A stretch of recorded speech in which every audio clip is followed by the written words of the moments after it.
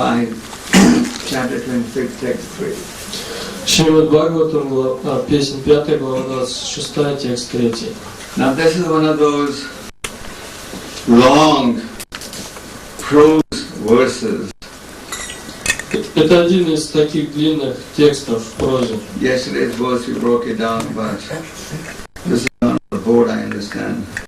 Вчера стих был покороче, поэтому мы читали его, а сегодняшний стих не написан на доске, потому что он длинный. Написан. It's there? Это там? Oh. Okay. They told me it's not there. Мне сказали, что не написано. Actually, the next few verses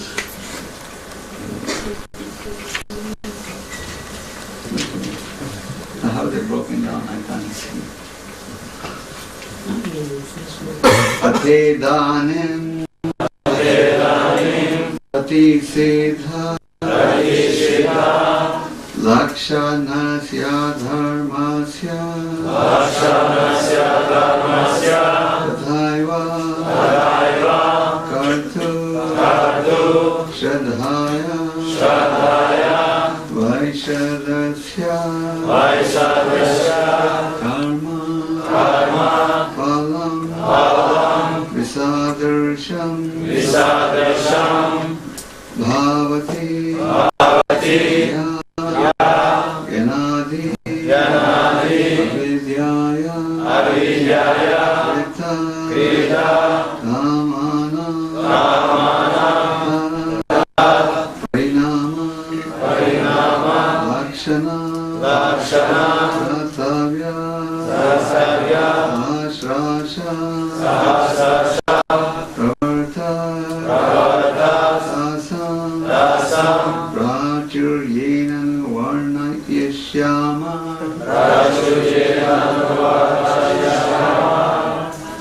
It's a little hard for me to see where they're broken down. Мне трудно понять, как можно This is the long. этот текст. Have they written the whole verse on the board or just the first 4 lines?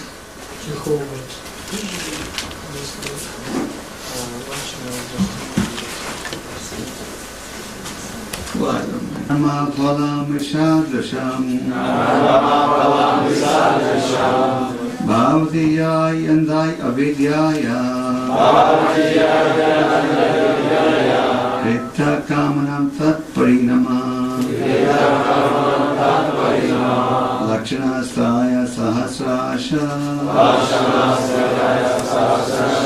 Pravartatasa prachuryena nuvarna ishrama.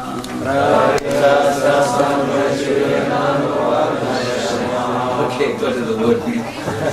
Значение слов. Атха, затем, иданим, сейчас, пратишида. Совершая разного рода благочестивые поступки, живое существо попадает в разные условия райской жизни. И точно так же разные греховные поступки приводят его в разные условия адской жизни. Те, кто движим гуной невежества, совершают грехи и в зависимости от того, насколько они невежественны, подвергаются разным по тяжести адским наказаниям. Того, кто действует в невежестве из-за безумия, ожидают наименее тяжкие страдания. Тот, кто грешит, но при этом сознает разницу между грехом и праведным делом, попадает в ад, где его ждут страдания средней тяжести. А тому, чьи невежественные и греховные поступки коренятся в безбожии, уготованы самые тяжкие адские муки. Так с незапамятных времен различные греховные желания, порожденные невежеством, заставляют живое существо рождаться на тысячах самых разнообразных адских планет. Я постараюсь рассказать о них все, что мне известно. Давайте вместе повторим. Живое существо попадает в разные условия райской жизни. И точно так же, как разные греховные поступки Извините. И точно так же разные греховные поступки приводят его в разные условия адской жизни. Те, кто движим гуной невежества, совершают грехи. И в зависимости от того, насколько они невежественны, подвергаются разным по тяжести адским наказаниям. Того, кто действует в невежестве из-за безумия, ожидают наименее тяжкие страдания. Тот, кто грешит, но при этом сознает разницу между грехом и праведным делом, попадает в ад, где его ждут страдания средней тяжести. А тому, чьи невежественные и греховные поступки коренятся в безбожии, уготованы самые тяжкие адские муки. Так с незапамятных времен различаются греховные желания. Извините. Так с незапамятных времен различные греховные желания, порожденные невежеством, заставляют живое существо рождаться на тысячах самых разнообразных адских планет. Я постараюсь рассказать о них все, что мне известно. Омагьян тимирандасья янанджана шалакая чакшурмидам йена тасмай шри гураве намаха шри чайтанья мановиштам сарвинам йена бхутаре сваям рупа кадамаям дадати свабадантикам вандеям шри гуру шри вирабадакамадам Shri Guru Vaishnavamscha Shri Rupam Sagajatam Sahaganaragunatam Vidatam Sajivam Sadvaitam Savadutam Parijana Sanitam Krishna Chaitanya Devam Shri Radha Krishna Sahagana Varita Shri Krishna Kamritamscha He Krishna Karuna Sindhu Dinabandhu Jagapate Gopisha Gopika Kanta Radha Kanta Namostute Tapta Kanchana Gaurange Radhe Vrindavaneshwari Vrishabhanusude Devi Pranamani Hari Priye Vancha Kalpatarubhyascha Kripa Sindhubhya Evasha Ajitanam Bhavanebhyo Vaishnavebhyo Namo Namaha Jai Shri Krishna Chaitanya Prabhu Nityananda Shri Advaita Gadadhara Srivasadi Gaura Bhaktavrinda Hare Krishna Krishna Krishna Hare Hare Hare Rama Rama Rama Hare Hare. So we just started reading in Bhagavatam's explanation of the hellish planets. Итак, мы начали читать описание адских планет, которые приводятся в Бхагаватам. In the verse yesterday we explained how the moment the living entity comes in contact with material nature, he gets conditioned by the different modes and acts accordingly. Вчера мы говорили о том, что как только живое существо попадает в материальную природу, оно сразу же попадает под действие трех гун материальной энергии. And we discussed in detail the characteristic of the three modes and the results of acting under the three modes. И мы подробно описывали вчера качества, характеристики этих трех гун и результаты деятельности в различных гунах. Now before describing the 28 hellish planets, Krishna Goswami is pointing out over here So just like by executing pious activities, one may get promoted to the heavenly planets.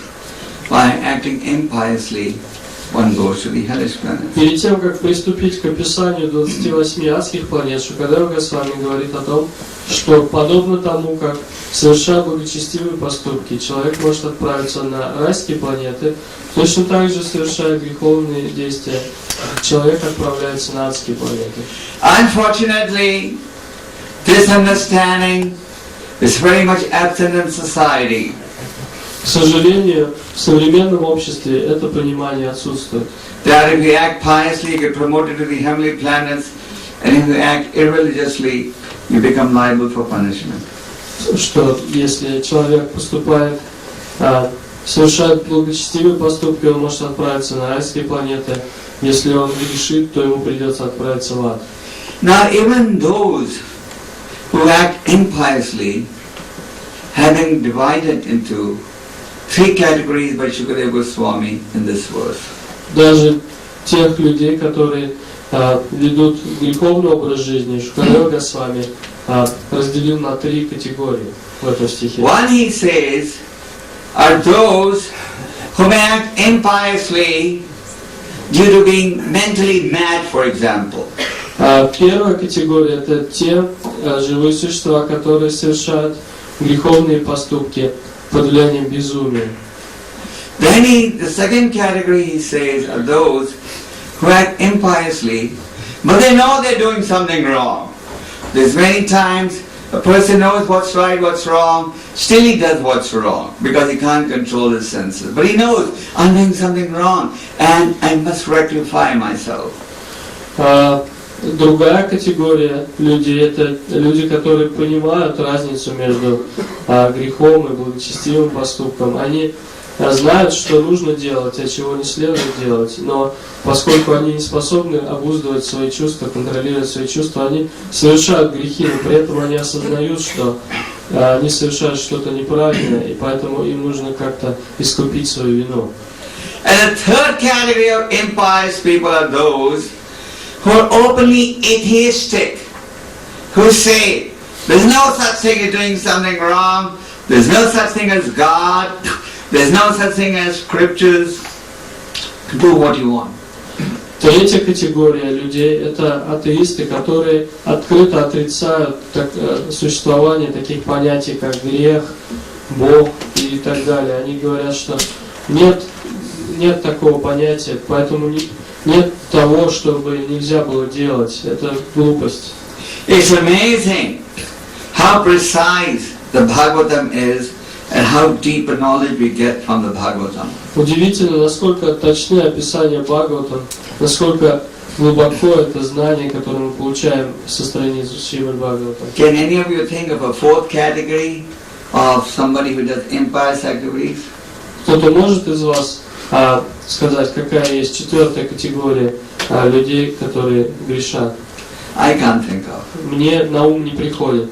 So those who do impious activities have been divided by Krishna Goswami into three categories. Шукадева Госвами разделил грешников на три категории.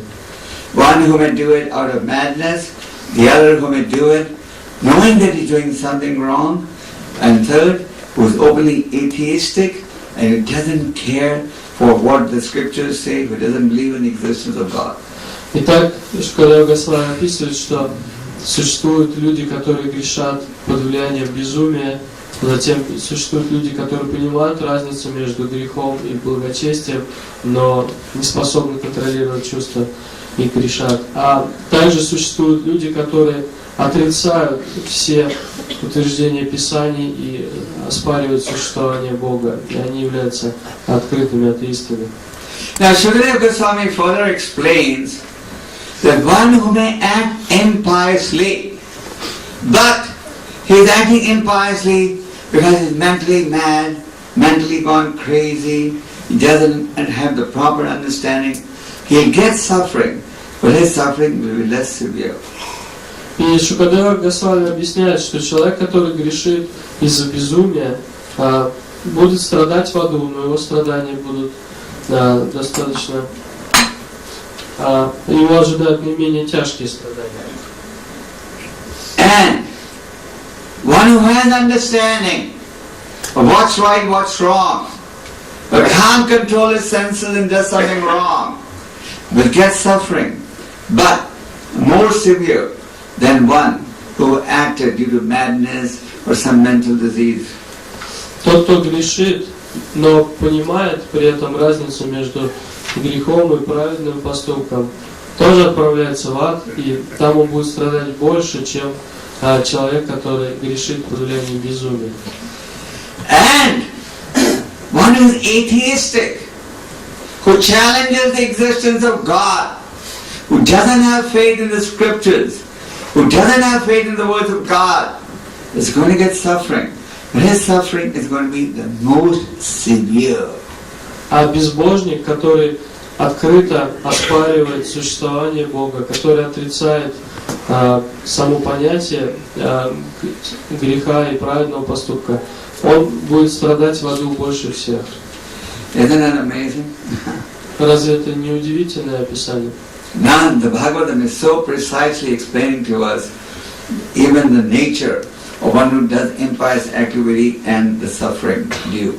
Так что Бхагаватам очень точно описывает даже греховную деятельность и страдания, которые испытывают живые существа, совершающие эти греховные поступки. Just like in the material world, they have a law. I don't know in your country, but in some countries they do, where somebody is mentally insane and he commits a crime, and they can really prove the man was insane when he commits a crime, then he gets a very light punishment. Я не знаю, как в вашей стране, но во многих странах законы таковы, что если человека признают невменяемым, если он признается недееспособным умственно, то тогда, если он даже совершает какое-то преступление, наказание будет очень незначительным для него. Now, if you do pious activities, you get promoted to heavenly planets. Если человек совершает благочестивые поступки, то он отправляется на райские планеты. But our goal is not even to get promoted to the heavenly planets. Но наша цель не в том, чтобы отправиться на райские планеты. Because even if we go to the heavenly planets, the duration of stay is going to be limited. Потому что даже если вы отправитесь на райские планеты, вы не сможете оставаться там вечно. One can stay in the heavenly planets as long as his pious karma allows him, then again he has to descend, just like an aeroplane can stay in the sky only as long as it has enough fuel, and before the fuel runs out, it has to descend. Подобно тому, как самолет может находиться в небе только до тех пор, пока в нем есть топливо. Как только топливо заканчивается, он должен снижаться и садиться на землю. So they are hellish planets, and the Bhagavatam also explains the location. Итак, существуют адские планеты, и Бхагаватам описывает их местонахождение. Just like the Bhagavatam explains that below our planetary system, there are 7 other planetary systems. Как в Бхагаватам описывается, что ниже нашей планетной системы находится еще 7 планетных систем. And the lowest planetary system is called? И самую нижнюю планетную систему называют Patala Loka. It's called Patala Loka. Она называется Патала Лока. And below Patala Loka and above the Garbhodakshaya ocean are the Naraka Lokas, or the hellish planets. И ниже Патала Локи, и между Патала Локой и океаном Гарбхадаки находятся Нарака Локи, или адские планеты. If somebody just says, oh, I don't believe in it and all, it doesn't mean the laws of karma are not going to act. Если кто-то заявляет, что он не верит во все это, то это еще не значит, что законы кармы перестанут действовать из-за его заявлений. In the 4th chapter of the Bhagavad Gita, Krishna says that the intricacies of action are very hard to understand. В 4 главе Бхагавад-гиты Кришна объясняет, что очень трудно понять хитросплетение кармы. Therefore one must know perfectly what is action, what is forbidden action, and what is inaction.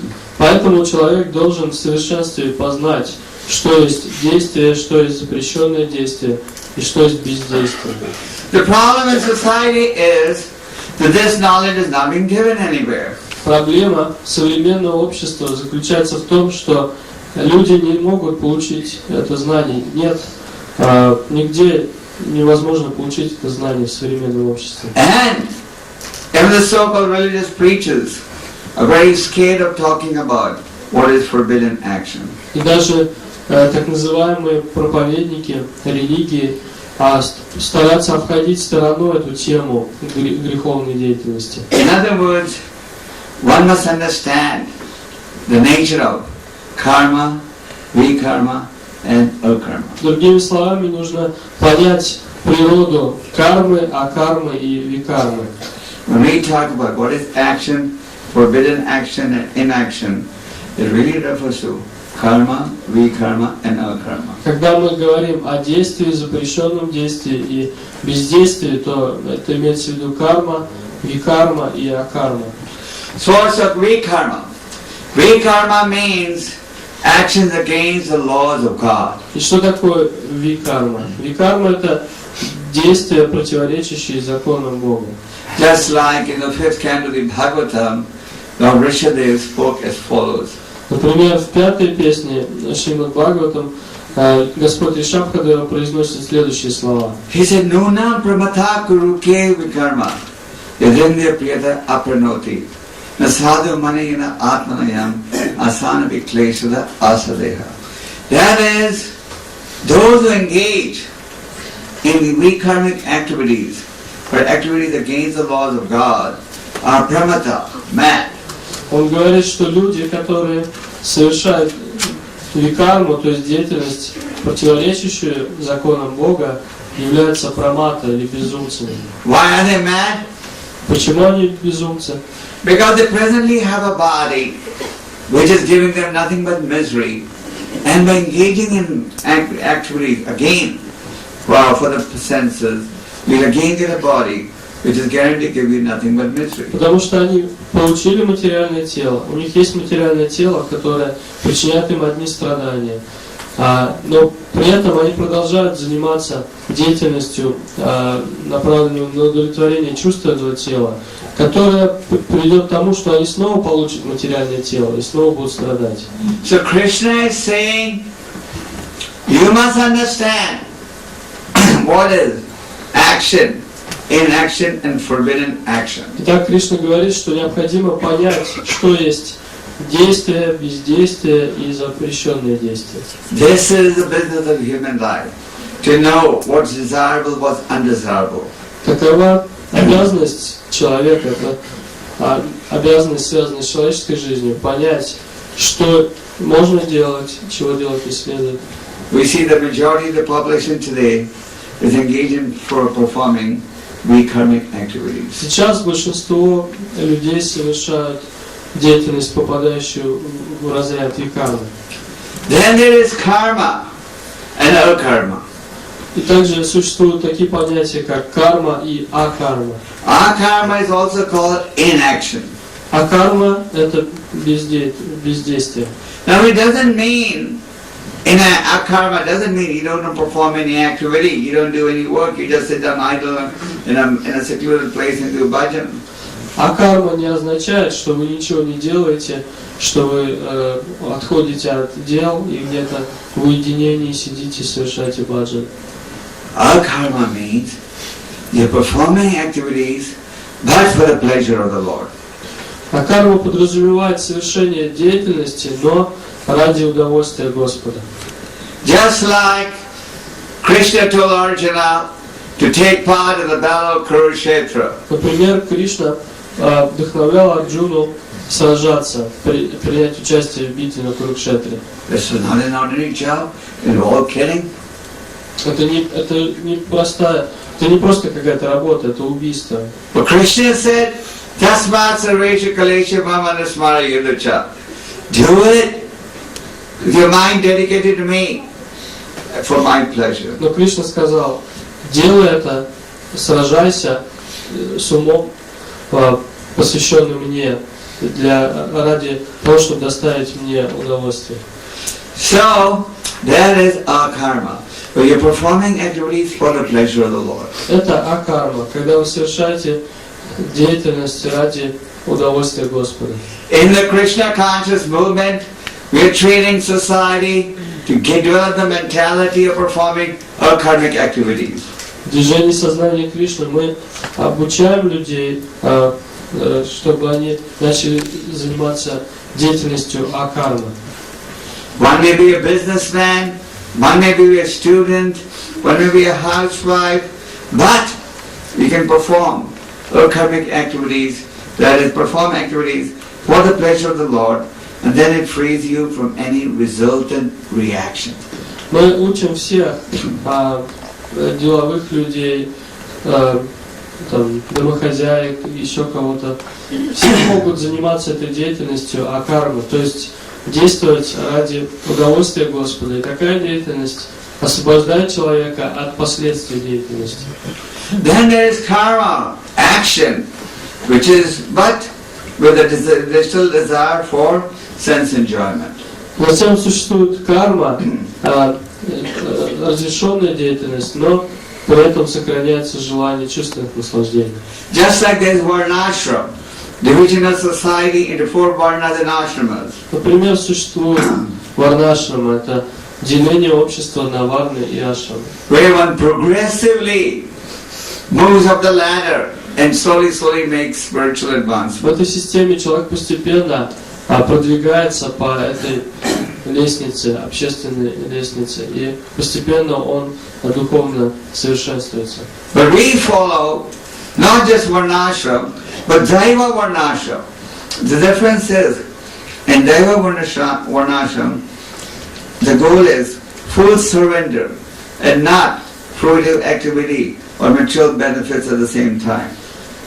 Мы следуем дайва варнашрама, которая заключается в том, разница состоит в том, что в дайва варнашраме главная цель это полное предание Господу, в то время как в обычной варнашраме там деятельность направлена просто на достижение материального процветания, благополучия. Now, just like in any country, the laws of the state, the enforcement of the laws of the state are being supervised by different government agencies. В каждом государстве существует определенная структура, которая отвечает за исполнение закона, которая следит за тем, чтобы все люди следовали законам. Similarly, the laws of God are also being supervised by agencies. И также существуют определенные представители Господа, которые отвечают то есть следят за исполнением Его законов. And the enforcement of the laws of God are being supervised by a personality called Yamraj. И Ямарадж именно и как раз является тем, кто отвечает за исполнение законов Бога. Он следит за тем, как люди следуют законам Бога. Yamraj is not a mythological character or a fictitious personality. Ямарадж это не просто какой-то мифологический персонаж или плод чего-то воображения. It's a reality, and he has his own militia. Это реальная личность, и у него есть милиция также. В его подчинении милиция есть. And what's his militia known as? Как называют его милиционеров? The Yamaduta.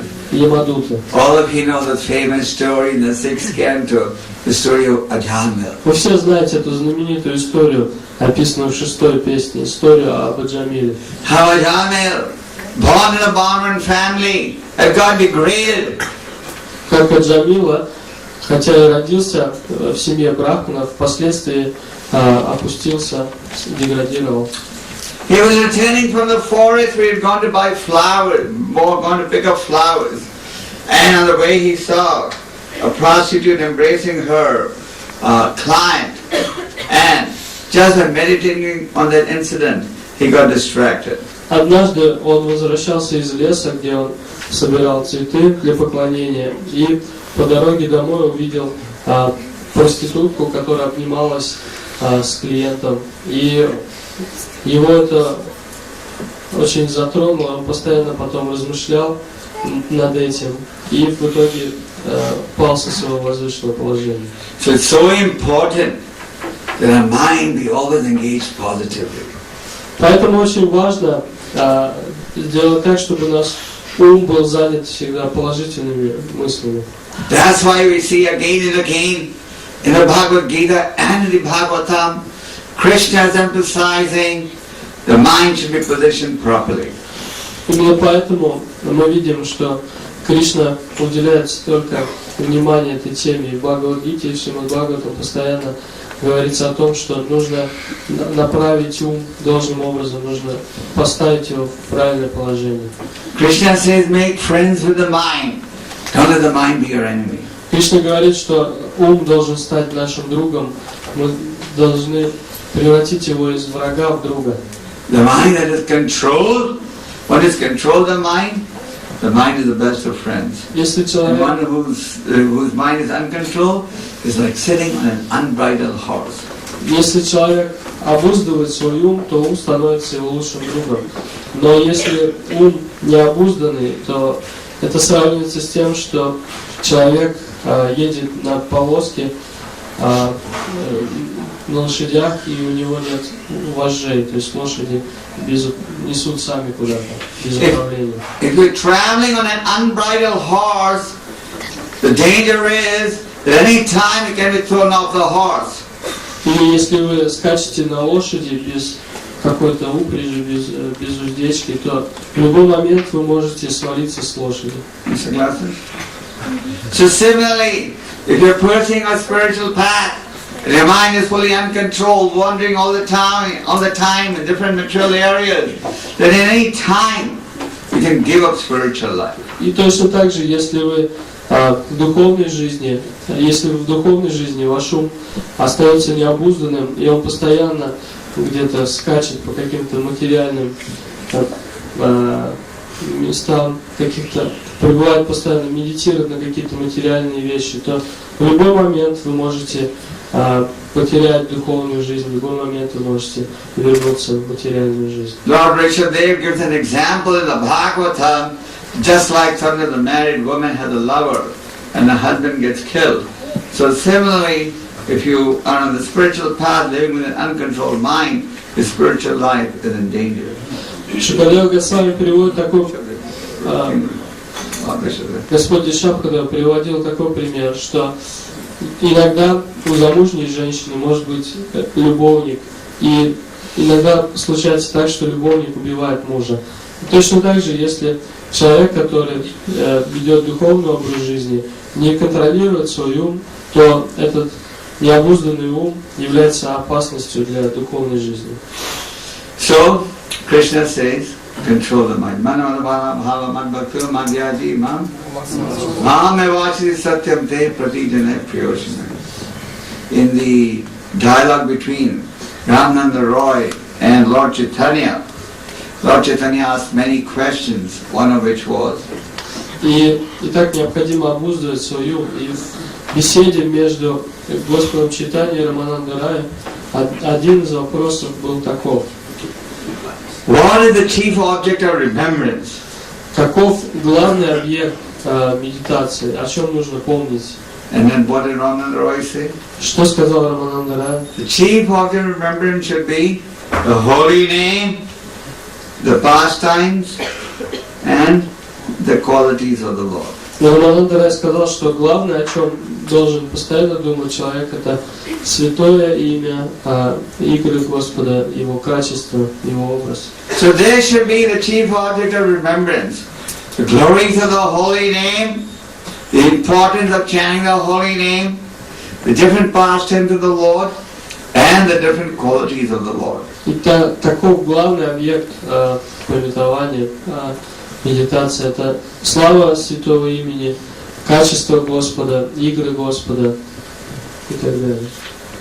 So Ajamil got distracted from his spiritual life, engaged in a variety of sinful activities, gave up his Brahminical parents, wife, children, and made the prostitute into his wife.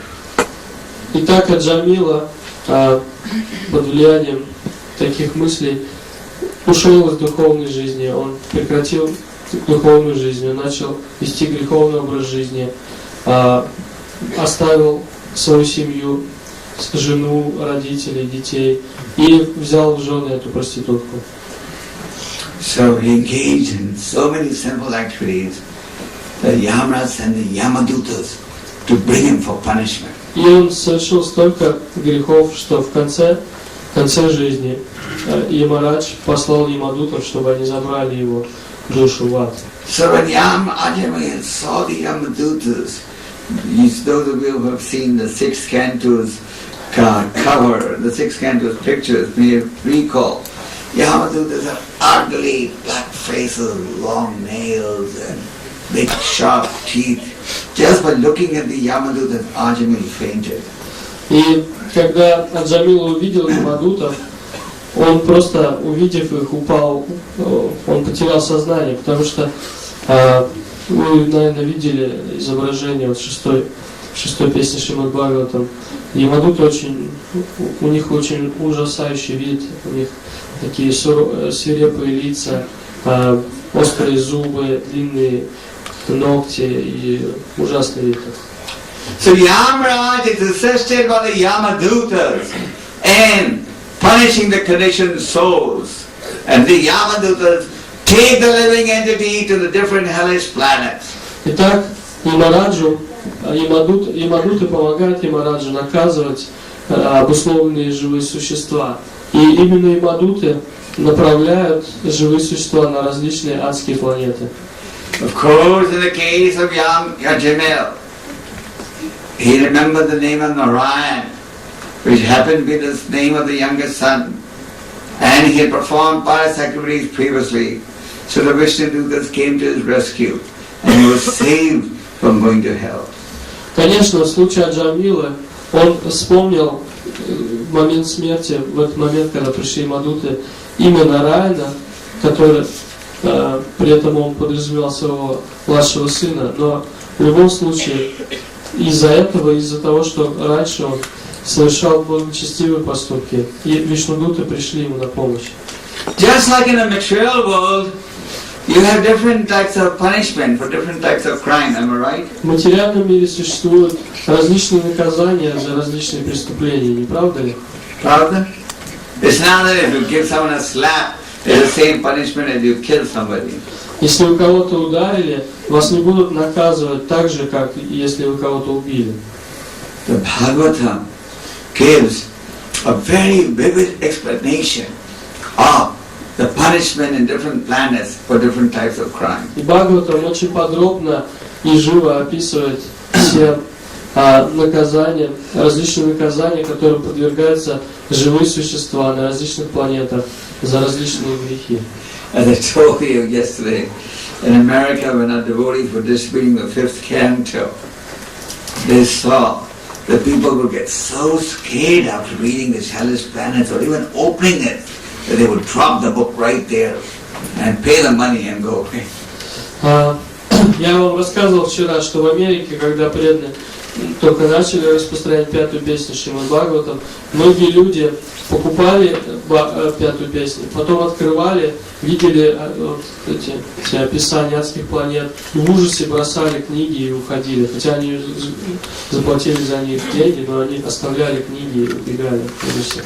You want a small sampling of the punishment in different hellish planets? Хотите такой экскурс сделать на адские планеты и узнать о том, какие наказания бывают за разные грехи? Just a small sampling we give you. Небольшой пример всего лишь. Okay. Now there's a hellish planet. Each of these hellish planets has a different name. Все различные адские планеты имеют разные названия. Just like in any country, every city has a name. Как в любой стране, даже каждый город имеет свое название. So there's one planet called Tamishra planet. Итак, существует адская планета, которая называется Тамишра.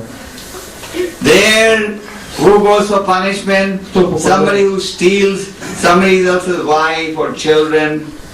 Кто попадает туда? Тот, кто грабит людей, тот, кто уводит чужую жену, детей. So see, someone steals someone's money. Тот, кто крадет деньги других людей. So he goes to the planet called Tamishra. Такой человек попадает на планету Тамишра. There the Yamadutas beat him. Go on beating him and rebuking him. Там Ямадуты безжалостно избивают его и бронят. And he doesn't get any water or food to eat. И там его не кормят и не поят. Can you imagine? Можете On the себе one hand you're being whipped, on the other hand you don't get any water and nothing to eat. Представьте себе, с одной стороны вас избивают безжалостно кнутами, и при этом еще не кормят и не поят. And then he faints. И находясь там, человек теряет сознание, лишается чувства от боли. Then there are people who have affairs with other people's wives and so on. Затем есть люди, которые тайно прелюбодействуют женами других людей. Then he sent to a planet called Andha Mishra. Andha means blind. So in this planet everybody becomes blind. И они попадают, такие люди попадают на планету Андха-Мишра. Там те, кто попадает туда, лишаются зрения. And just like if you chop a tree from the root, the living entity experiences severe pain and suffering in this planet known as Andha Mishra. И там, на этой планете, живое существо оказывается в очень жалком положении, подобно срубленному под корень дереву. And there he loses his sight and he loses his intelligence completely. И от этой боли, от этих ужасных пыток, живое существо лишается рассудка и зрения, находясь на этой планете. Then there are many. Then, for example, then there's another little planet called Rorava, hellish planet. Затем существует адская планета, которая называется Раурава. Just like the many people who eat animals, etc. Есть много людей, которые поедают животных и так далее.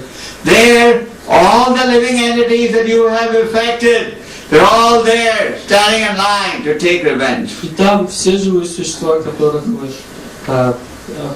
которым причинили страдания, они выстраиваются в очередь, чтобы отомстить вам. Then you must have heard of that it's very fancy now to go to. I hope you are not getting scared. Huh? Я не сильно вас пугаю. Sure. Точно?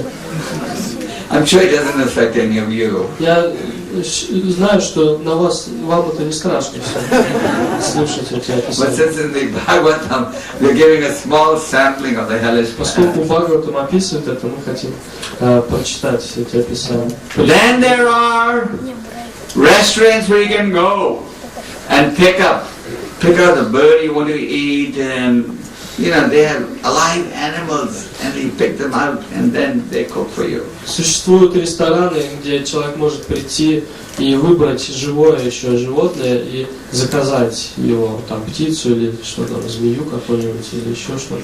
И на глазах у него убьют это животное и приготовят. I remember when I first came to your country in 1976, I was living in Berlin Hotel. Я помню, когда я впервые приехал в вашу страну, в 1976 году, я жил в гостинице «Берлин». It's still there, Она but now it's much more sophisticated. That time was the old style. до сих пор существует, но сейчас она называется It's гостиница still in «Совой». Berlin. Сейчас она более современная, там отремонтировали все. So when I was going to eat in the restaurant, the manager of the restaurant was a nice man. So he used to give me green peas and bread every day. И когда я ходил в ресторан на обед, там вот менеджер этого ресторана был хороший такой человек, добрый. Он мне давал зеленый горошек и хлеб каждый день, чтобы я не умер с голоду. But I saw in that restaurant that they had something like a small lake, and different people would go there, identify something, then go in the kitchen, and they would bring everything back. И я заметил, что у них в ресторане там типа такого бассейна было, где там что-то разные живые существа плавали, и люди подходили, заказывали что-то, потом несли это, готовили и приносили уже приготовленное виде. But then I realized that these people were identifying the fish they wanted to eat, and they would just identify, and then they would bring it back and serve them. Сначала я не понял, что там происходит, но потом я разобрался, увидел, что там рыба плавает в этом, как сказать, аквариуме, бассейне, и люди просто говорят, какую рыбу они хотят есть, и достают эту рыбу, несут ее, готовят, и потом их приносят. So what happens to these people? И что случается с такими людьми, которые там... Who identify fishes, birds, and different animals, and want to have them cooked alive for their pleasure? Которые выбирают какую-то рыбу или птицу и наслаждаются, видя, как при них убивают и готовят. They go to a hellish planet called Kumbhipaka. Такие люди отправляются на планету Кумбипака.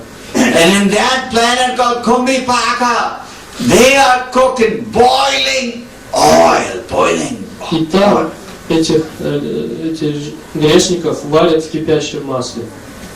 Can you imagine how painful? Можете себе представить, как это больно? One drop of hot water or hot oil falls on your body and your skin can get burned. Если на вас случайно попадет капля кипятка или кипящего масла, вы испытываете жуткую боль. So the Yamadutas carry these individuals who have been eaten, who have eaten live animals, and there's a big ocean with boiling oil, and they throw them in the boiling oil. И Ямадуты тащат таких грешников, которые варили живьем несчастных животных, они их тащат в этот ад и там варят в кипящем масле. Is that enjoyable? Ну как, приятная у нас беседа, да? So, you should go and tell this to all those people who are walking to these restaurants. Вам нужно приходить в такие рестораны и рассказывать там этим людям, читать пятую песню Шримад. Then, you're living in a society where they believe in so-called free love. Также сейчас в обществе, в современном обществе люди придерживаются принципа свободной любви. They have relationship with any outside marriage, they have relationship with the opposite sex, same sex. Они, современные люди, вступают в половые отношения вне брака с представителями противоположного пола или своего пола, без всяких ограничений. So what's the punishment? И каково же наказание за это? After death, they are sent to a planet called Tapta Surmi. После смерти такие грешники попадают на планету Тапта-Сурми. And in the planet known as Tapta Surmi, the man and woman are both whipped by Yamaduta. Там, на этой планете Тапта-Сурми, Ямадуты избивают и мужчин, и женщин крутами. And then the male is made to embrace a burning rod-like naked form of the female, and the female is made to embrace a burning rod-like form of a male, naked form of a male. И там помощники Ямараджа жестоко избивают их кнутами, после чего мужчину заставляют обнимать раскаленную до красна железную статую женщины, а женщину такую же статую мужчины. Would anyone like to do that? Кто-то хочет испытать на себе такое? No. You are made to embrace a burning, naked, rod-like form of the opposite sex, just like steel. When it's burning, it's like red, you know. So it's a burning, rod-like form of the opposite sex, and you're forced to embrace it. And if you try to give it up, the Bhagavad will whip you. Then you have to do it. То есть, вот представьте себе, вас заставляют обнимать раскаленную до красна железную статую мужчины или женщины, и если вы отказываетесь, то вас кнутами стягают и заставляют это делать. So we just give you a small sampling of some of the punishment that can await. Таков вот пример некоторых наказаний, которые ожидают человека за греховные поступки. Just like suppose you get elected to a position in the government and you punish innocent people and the brahmanas. Например, если человек занимает какое-то положение в правительстве, и при этом он наказывает невиновных людей и преследует брахманов. Then you get punished in a planet called Sukharu Mukha. Такой человек отправляется на планету, которая называется Сукхару Мукха. There, the Yamadutas, they squeeze you through a machine just like the sugar cane is squeezed through a machine. На этой планете Ямадуты пропускают вас через особое приспособление, пропускают такого человека через особое приспособление, подобное такой машине для выжимания сока из сахарного тростника. Just those of you who've been to India may have seen how to take out sugarcane juice, to put the sugarcane into the machine and they extract the juice. Ну, наверное, те, кто были в Индии, видели, такая вот есть специальная соковыжималка для сахарного тростника. Туда засовывают тростник и такие шестеренки крутятся и сок выдавливается. So the Yamadutas crush these people just like the sugarcane machines crushes the sugarcane to get the juice out. И Ямадуты также обращаются с такими грешниками, подобно сахарному тростнику из них выдавливает сок. So the laws of nature are very stringent. Так что законы природы очень строги. Just because somebody says, I don't believe in God, I don't believe in the words of God, I don't believe in religion, doesn't mean laws of karma are not going to touch you. Только из-за того, что человек заявляет, что я не верю в Бога, я не верю в религию, я не верю в понятие грех, это еще не означает, что законы кармы обойдут вас стороной, и вы не будете страдать. After all, there's a purpose why the Bhagavatam is discussing the hellish planets. Существует определенная причина, по которой, определенная цель, для которой приводятся эти описания адских планет в Шримад Бхагаватам. The Bhagavatam is pointing out, wake up, just like Thakur Bhaktivinoda says in his prayer, Jeev Jago, Gora Chanda Bole, Gota Didra Nidra Jao Maya Pisha Chura Khole. Oh conditioned soul, wake up! Lord Chaitanya is humbly begging you, wake up to the real goal of human life. Как Бхагаватам говорит нам, пробудитесь, как Бхактивинод Тхакур написал в своем баджане Джив Джагу, Гурачандра Боли. Господь Чайтанья вызывает к обусловленным душам: проснитесь, спящие души, вы так долго спали на коленях у ведьмы Майи. So, the Vaishnava devotees of the Lord, when they read about the hellish planets, they become even more determined so to save people from going to hell. И когда преданные Господа Вайшнавы читают эти описания адских планет, это усиливает их решимость спасать людей от ада. Just like here in the 5th canto, Shukadeva Goswami is describing the hellish planets to Parikshit Maharaj. Just like here in the 5th canto, Parikshit Maharaj is hearing the description of the hellish planets from Shukadeva Goswami. Итак, здесь в 5-й песне Парикшит Махарадж выслушивает описание адских планет, которые приводит Шукадева Госвами. But after hearing the description of the hellish planets, Parikshit Maharaj got worried. Но услышав эти описания, Парикшит Махарадж очень забеспокоился.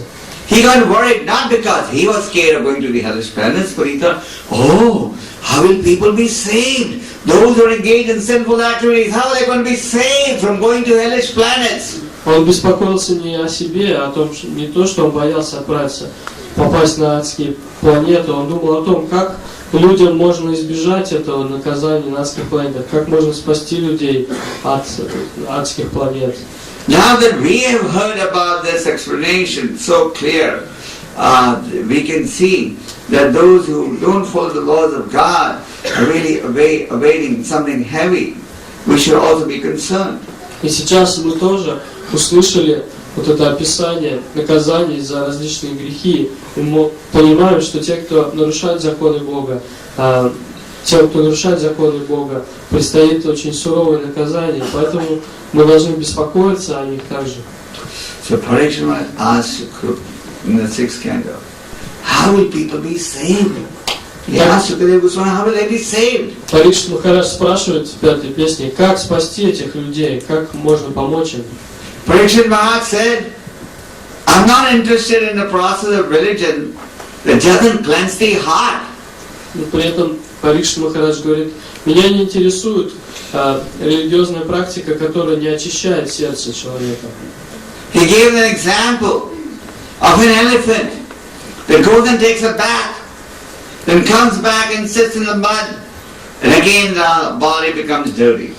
И он приводит пример, он говорит, что подобно тому, как слон может искупаться в реке и затем выйти на берег и плюхнуться в грязь и снова стать. So in response to Parikshit Maharaj's question, Shukadeva Goswami said, Kechit kevalya bhaktya vasudeva prayayana.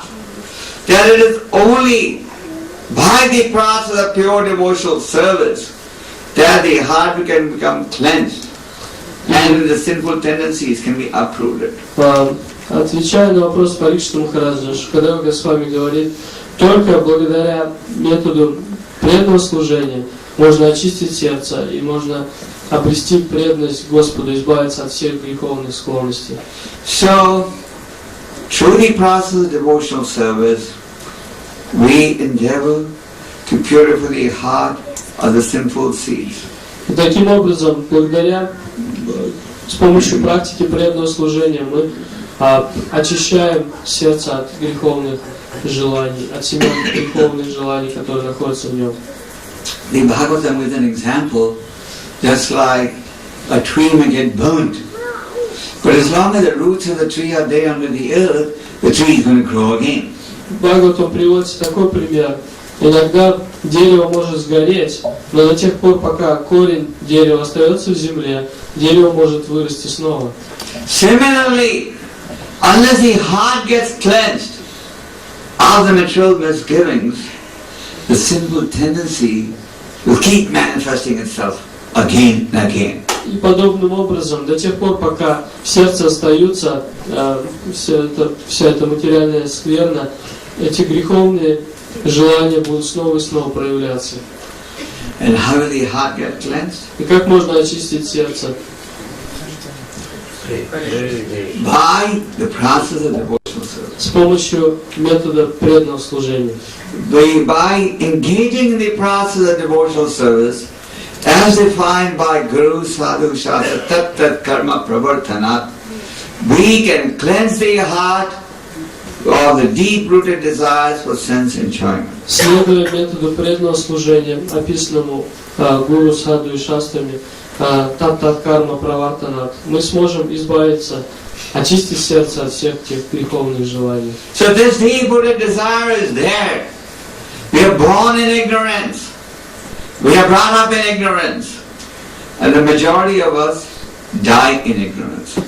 И в нашем сердце живут эти желания, семена греха. Мы рождаемся в невежестве, нас воспитывают в невежестве, и большинство из нас умирает в невежестве. But we, those who are sitting here, and those who are connected to the ISKCON movement, are so fortunate that they have got connected to a philosophy that's giving them the path by which the sinful tendencies can be uprooted.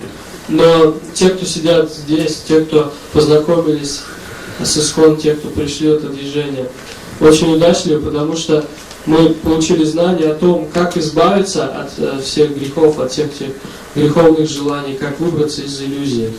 As we discussed yesterday, goodness is definitely superior to passion.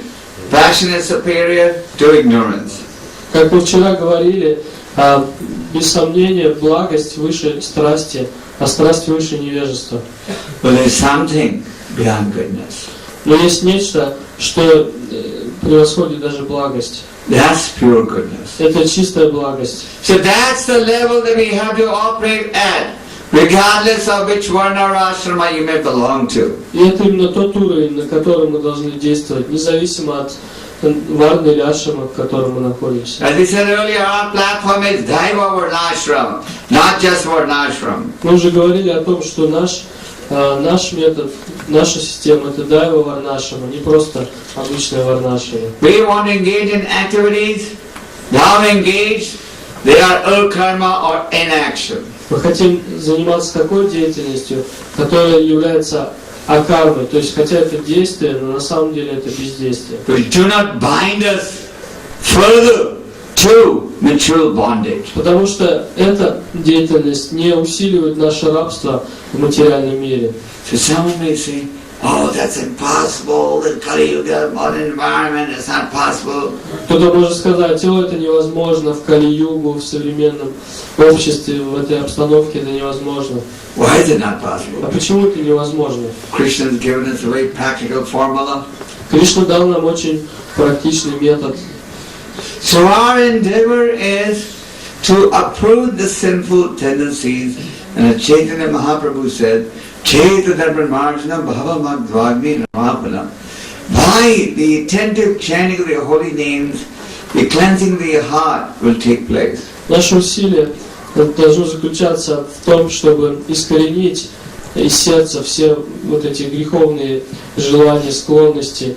И Чайтанья Махапрабху говорил, что повторение святого имени очищает сердце от всей грязи, накопившейся. We must understand the heart needs cleansing. Мы должны понять, что сердце нуждается в уборке. On a regular basis. Нужно каждый день регулярно убираться в сердце. Not part-time basis. Но это не должно быть как-то очень редко иногда. Just like in India, there are some people who intensify their spiritual efforts during the month of Kartik. В Индии, например, многие преданные, некоторые люди на Картику, они усиливают свою духовную практику.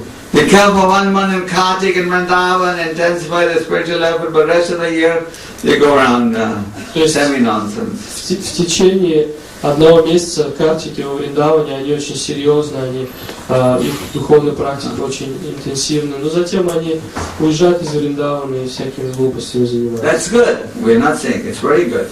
But better than that is if on a regular basis we are endeavoring to cleanse the heart. Это неплохо, это хорошо, но лучше регулярно очищать свое сердце, убираться там. So we must realize that our heart is black, full of dust, more black than a coal, as Prabhupada said. Мы должны понять, что наше сердце черное от грязи. Прабхупада говорил, что оно даже чернее угля. So, in order to do this, we need the process of bhakti yoga. We need the process of Vaidhi bhakti as a must on a routine, regular basis. Для того, чтобы очистить сердце, мы нуждаемся в бхакти-йоге, в садхана-бхакти, в вайди-бхакти. Для того, чтобы очистить сердце, мы должны каждый день регулярно выполнять эту практику.